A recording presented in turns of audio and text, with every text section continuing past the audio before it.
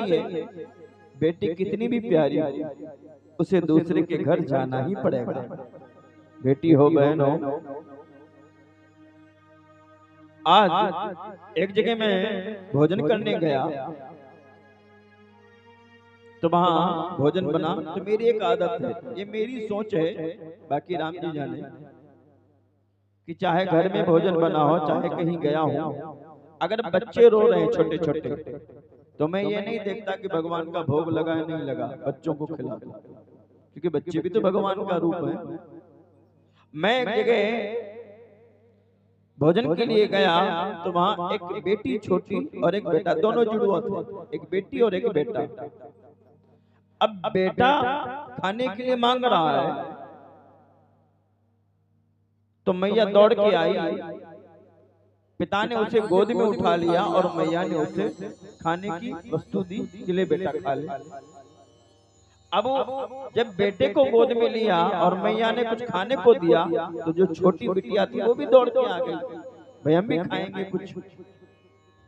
भैया जैसे वो बिटिया छोटी सी नन्ही है बहुत बालिका आई तो हाथ पकड़ के इतनी जोर से दूर किया कि बेचारी वो गिर पड़ी, रोने लगी।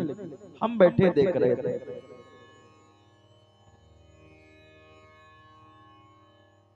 हमने कहा भैया ये क्या किया,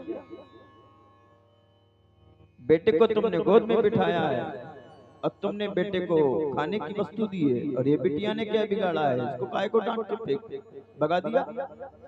अरे महाराज ये मर भी नहीं जाती है, दिन भर खाती है, खाली बोझ पैदा हो गई है सिर पे हमारे, है कहाँ इतना पैसा रखा है जो हम विवाह करेंगे, कहाँ से लाएंगे।